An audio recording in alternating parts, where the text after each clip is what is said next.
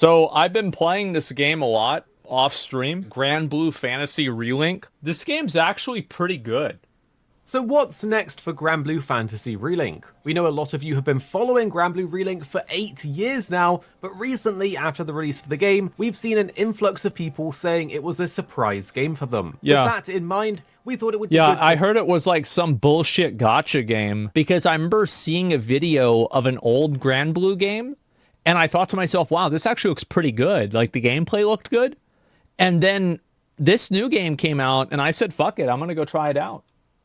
recap what's coming next for Relink in terms of content updates, new characters, and fights, so you know what to prepare for as you go through the base game. While the developers have stated that Relink won't be a live service game, they have announced a number of updates releasing post-launch that will include new characters and boss fights. Yeah, of course. However, something that we want to ask you guys is what collaboration would you like to see with Relink? If you look at the mobile Granblue... I think that they should just, if they could collab with Monster Hunter, that'd be fucking awesome. Like, yeah, that'd be crazy cool.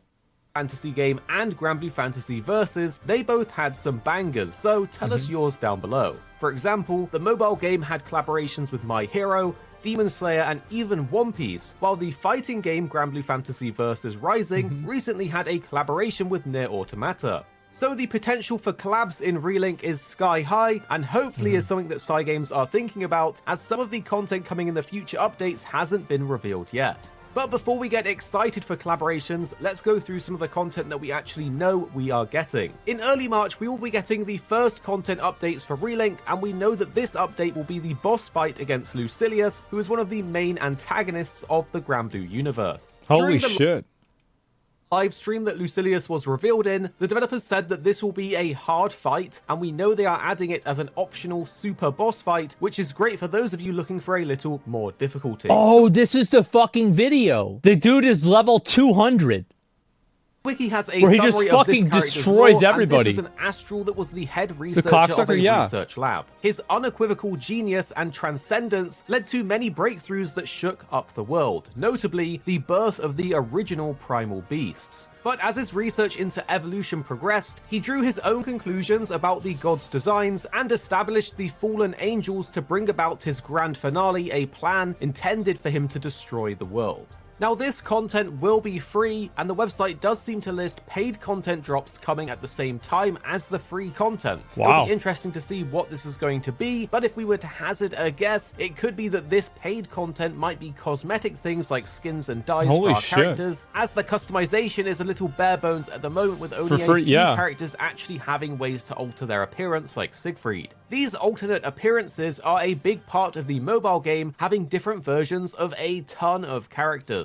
After the March update though, in April we move on to getting 2 new characters, Safon and Taeyen. At least I think that's how you say them. So they're adding all this into the game, and it's not even a gotcha game. That's crazy. Because you don't really hear about that very often. Yeah, not my thing. The pay shit is a waste. Yeah, bro. So, like, maybe you're not understanding it. This game isn't, like, it's not a pay-to-win game. Like, if it was, I would be done with it by now. I would have already beaten it, because I would have paid to win. Like, yeah, this game, like, basically, here's a really good way to look at this game.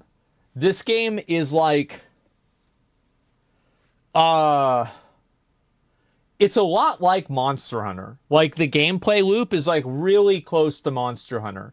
Like, you get better gear, you upgrade your character, you kill better monsters, you upgrade your character, you kill better monsters, you get better you get better. It's just, you know, you do this same thing over and over and over. That's all you do. Like, you're not spending, you're not buying anything.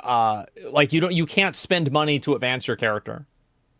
It's 4-player co-op, yeah.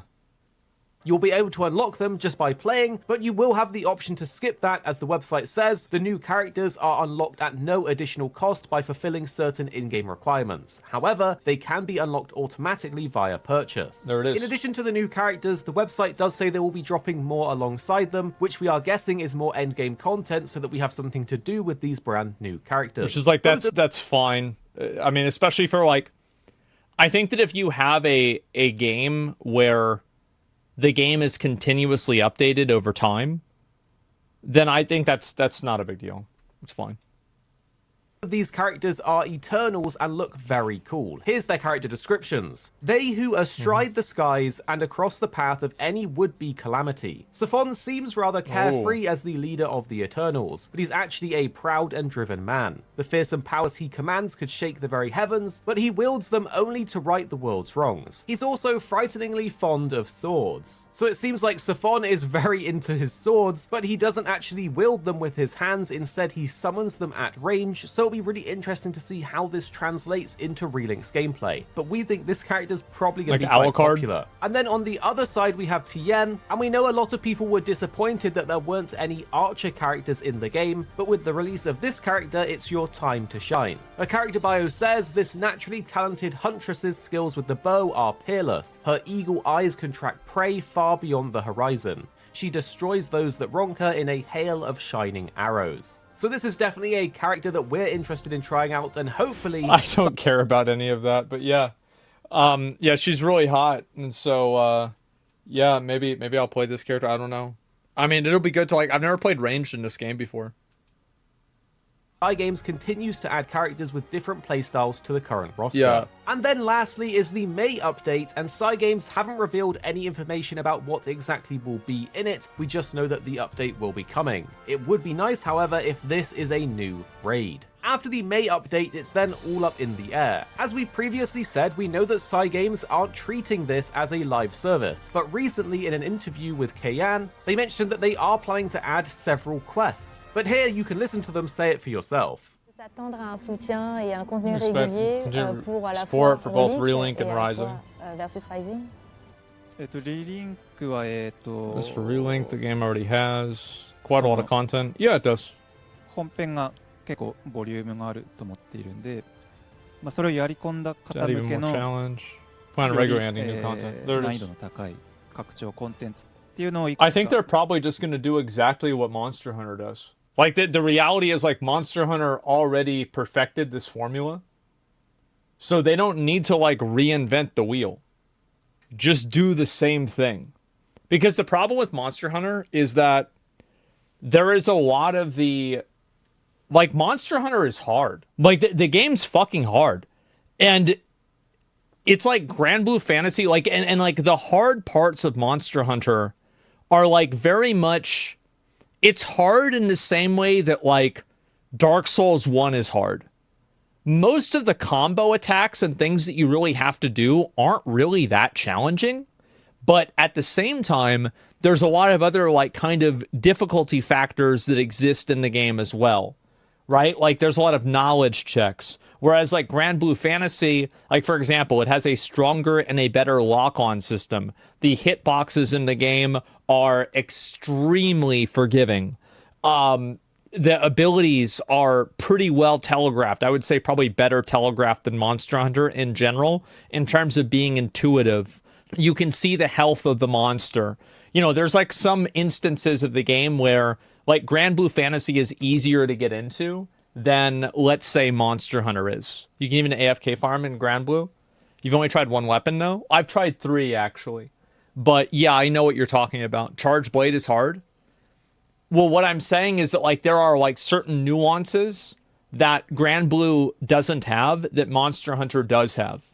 That, for some people, make Monster Hunter better, but for some people, make it harder to get into. This is much more on rails. This game is. Like, for example, there's no sheathing mechanic in Granblue Fantasy. So that's like a factor that doesn't exist. There's like no... You don't have to buy potions. A lot of things you just don't have to do these things. That's my point. There's no sharpness. Yeah. していく予定です。まあこの間発表したんですけど、まあライジングにも出たルシファー、ルシリウス。And keep in mind, I think that Monster Hunter is a better game than Granblue Fantasy Relink. But I think that Granblue Fantasy Relink is like a 8.5 or a 9. And I think Monster Hunter is like a 9.5 or a 10. と戦えるクエストとかがまあ最初のやつですね。3月に配信です。So some people are taking this compare? as confirmation that No, content will continue they're beyond actually May, pretty similar. which is a good thing if true. Yeah. But we will point out that he could just be referring to the 3 updates currently on the roadmap, which include quests as well. Personally, we think there are more updates planned as Cygames have a good track record for supporting Versus, and they probably are just exercising caution to see if the game is a success before committing to making more content. That's probably what they're doing. Yeah, they probably don't know if they're going to invest a lot into the game or not because they don't know how many people are going to like it. Both story sucks. I have to say, I think the like meta level story of Monster Hunter is better than Granblue Fantasy, but I think it is a better character than any character in Monster Hunter. Like World has a story, yeah. It would be weird for them to have committed to a game that was a flop after already investing 8 years of resources into it, and well, with the game breaking records on Steam, we think it is highly likely there will be more content. But tell us what you think down below. Would you play new boss fights if they added them in, or even new characters later down the line? And subscribe for more Granblue Fantasy Relink content. Yeah, I think that a lot of people are going to keep playing this game as long as they make new content for it. The reason why people will keep playing the game, I mean, there are some reasons that are more obvious than others, but another big reason why they're going to keep playing the game is because the game plays well. That's really what the factor is, more than anything. The game plays well. Like, if you want to look at a game and see if it's going to do well, see if it plays well. And if it plays well, then people will play it. That's it. The gameplay is smooth as butter. Yes, it is. The armor doesn't seem to offer a lot of protection. I know, that's the good thing. The game came out of nowhere for me. I'm heavily addicted. I hope they continue to update as well in the future. The game genuinely caught me by surprise. Such a fantastic one. Yeah, I mean, it's to me, it's kind of sad that I don't think the game is getting as much, like, as much relevance. Yeah, I'll give the video like this is great. I'm glad these guys are at least covering it, right? Because, like, to me, I feel like this game is really good. I'm very much positive about this game, but it seems like for a lot of other, what do you call it? For a lot of other cases, like, people just don't really seem to give a fuck as much about it. Let me see. Granblue Fantasy Relink. And how many people are playing the game? Yeah, it only has like 2,000 viewers. So it doesn't really have like much of a like Twitch audience at all. It's been top 10 on Steam charts. Let me see if I can find where it is on Steam charts.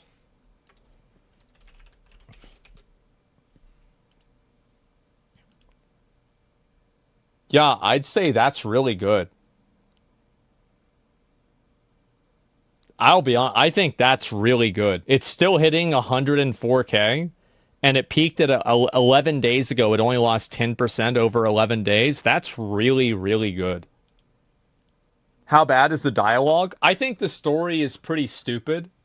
The ending of the story definitely, it's like a weird thing where, like, whenever the campaign kind of ends and you go into the epilogue of the game, I think the epilogue story is a lot better than the rest of the story. But overall, it's not really that great. It's very cliche. It's very rushed. Like, I don't really care about it all that much. But it's ranked 8 on top sellers. Let me see about that. Popular releases, hot releases. Where does it say top sellers? I guess maybe hot. I don't know. I don't know where it is. But either way, yeah, there's a lot of people playing it. Yeah, it's right here. Most played games. And so it's getting beat out by Helldivers, not really a surprise, and Pow World, also not really a surprise. But many other games, you know,